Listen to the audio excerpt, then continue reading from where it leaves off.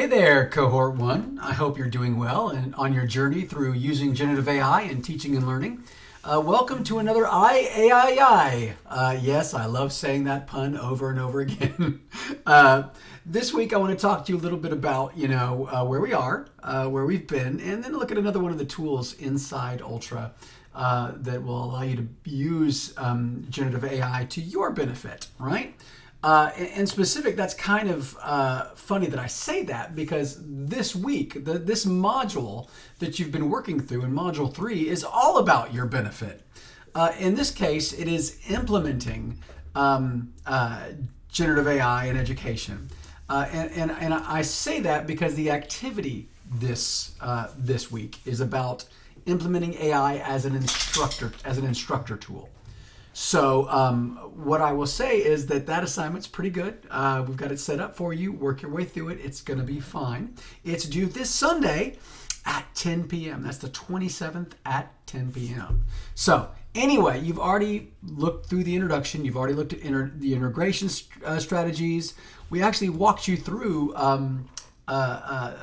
like a step-by-step guide to implementing a generative AI project in an educational context. We're kind of building towards, maybe possibly the idea of possibly implementing it in your classes.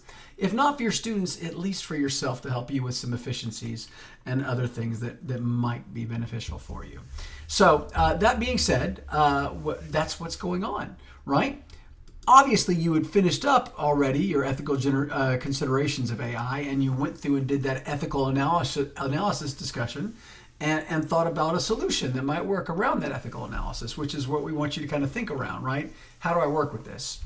All the while keeping in mind that wherever you reside on the spectrum, right, whether you feel you're not really sure about this AI stuff or you're ready to start working and implementing it, you have a safe place to talk about it, right? A safe place to experience it, a safe place to get out in the ether, so to speak, how you feel. And I truly feel that on a university campus or an institution of education that we should be speaking into it. We should be speaking into how it's used because ultimately that's going to help us move it in the path that we want it to go. I think at this point telling it to go away is not exactly going to happen, but I think it's more than important for us to be able to say, okay, in this class we're not going to use it.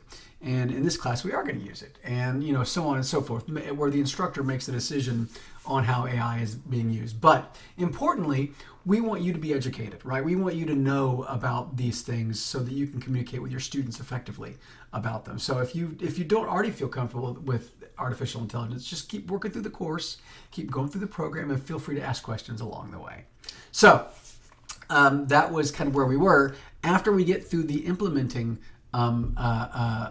generative AI, my favorite unit in the program is practices to enhance critical thinking using AI. Now, that seems almost counterintuitive, but I promise you it's not. So I can't wait for you to bust through that unit and work through it and work on coming up with your own practice, right? That being said, let's kind of meander over towards a course. And here is a course that I put together. It's a Principles of Accounting course. And I want to show you another AI tool that lives inside of Blackboard. Now, the thing about this tool is that it's a tool that does multiple things in multiple areas, right? It's called helping you design an effective assessment out of content you already might have in your course, or pulling from a module name, a title name, or things that you paste into or a document that you might want to use as context, or things you paste in the box, right? Excuse me. And that is doing some kind of effective assessment practice. So, excuse me for just 1 second. Sorry about that, y'all. So, if I go to my financial accounting concepts, right, and I choose to create, and I'm going to choose assignment. And here I am with assignment. Now, this works with journals, this works with discussions, and this works with assignments. So it's the same kind of tool that works across all three. So I'm not going to go through all three. I'm just going to show you in the guise of an assignment. So here I am wanting to create an effective assessment assignment in my Principles of Accounting course. Now, I could start doing it myself. But if I could also look for inspiration, right? And there's nothing wrong with looking for inspiration for these types of activities. So I might start with my auto generate assignment button, which is up at the top right hand side, and click on it. When I do, it's going to pull from my module and my course, you know, what it's about, and then come up with some ideas, right? And here you see 3 activities that it's already designed for me. Now, I will tell you that you need to, I would actually put in like the objectives for the module that you're in this box right here. So if in one unit in your course you have certain objectives that are met through that content, put those objectives in there, or put the description for that unit in that box, and it will help you generate the type of activity. You can also really pull from another file in your course. So you can use the select course items button here and look in your course for something you want to build an assignment from, which is also brilliant. Now, as we're here, I decide, you know, what's my cognitive level? Where in Bloom's do I want them thinking or working in terms of, you know, of the activity? And so right now it's got inspire me, apply, analyze, evaluate, and create.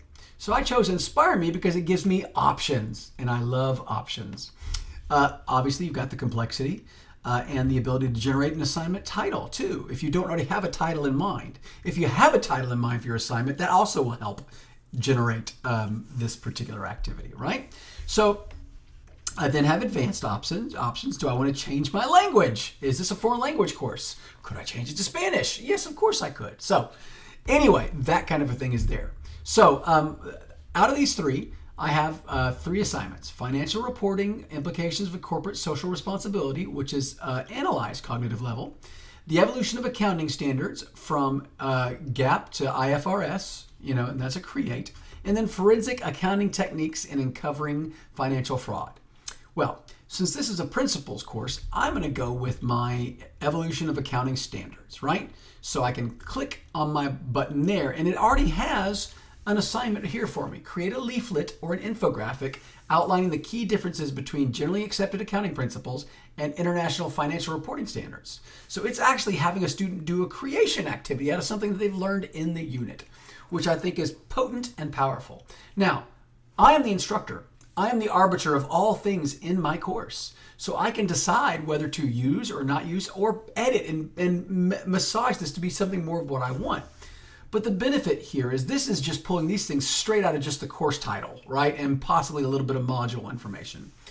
If I already have content that's going to be in this unit that I want to pull an assignment from, I simply can paste that content right there in that description box that holds 40,000 characters. I could also select from a file and then generate this whole thing again, right? Right now I've got a low complexity or a high complexity. So I could dumb it down a little and make it this is a principles course. I may not want it to be as highly complex, right? So then I can regenerate, and it will pull through another set of activities, right? So you've got create, accounting ethics reflection, and a cost volume profit analysis simulation. So they're a little less involved from an assignment standpoint, but they're still there. You can create, you can evaluate, you can apply, right? So here we have, imagine you're a financial advisor working with a diverse group of clients. Develop a comprehensive infographic illustrating a decision-making framework for clients to analyze and evaluate financial options effectively.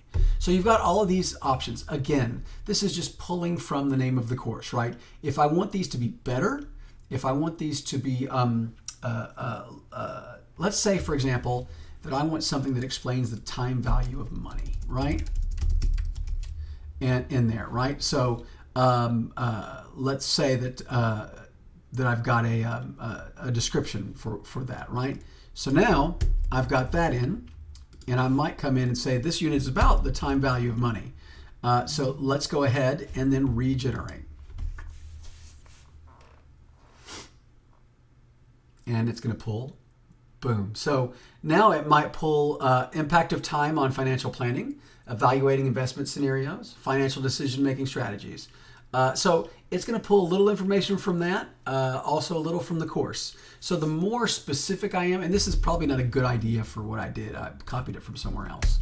But if I've got a file, more importantly, if I've got a text from within my course that I can reuse and pull to populate this, I can have it do, I can choose impact of time on financial planning and then hit add. And so then it provides this particular assignment for students, right? It gives it some automatic things, right? It gives it that brief description that I can come in and add to. This is my inspiration. Remember, this is not what exactly I have to use. This could be my inspiration, right? So it's your Chicago, if you will. Never mind, not to quote the music, but the meaning in your assignment, it's your inspiration. But however, you can actually come up with the inspiration to create these activities. It gives you kind of a primer, a little start to get you in there. So you can use and not use what you want in this regard. You could change the title. I could edit the instructions, right? I could change the point value, do whatever I want. And when I'm ready, I can make it visible to students. And it's good to go, right? It's already in there in the course, an assignment created. Now, I would advise you, as with all things you do with generative AI, to have a conversation. If you don't first like what it gives you, change some wording and redo it again, right? All those things. But in this case, I look at these tools inside Blackboard as inspirational, right? They give you a starting point from which you can build out something. But I definitely do like how they layer in that Bloom's taxonomy side of things, right? With the cognitive processes that show up in these types of assignments. Remember, this particular generative tool works across assignments, discussions, and journals. So it is a way for you to generate some effective assessment across those three tools. All right? Next week, we'll look at tests. And the last week, we're going to look at AI conversation pieces, which are the newest features inside the Ultra experience in Blackboard. And I think they're actually pretty cool tools. But anyway, that being said, I hope you're well. Remember, you obviously have the implementing generative AI assignment as an instructor tool come up due this Sunday. If you have any questions, don't hesitate to reach out. We hope you have a good day and a good weekend. Thanks a lot, y'all.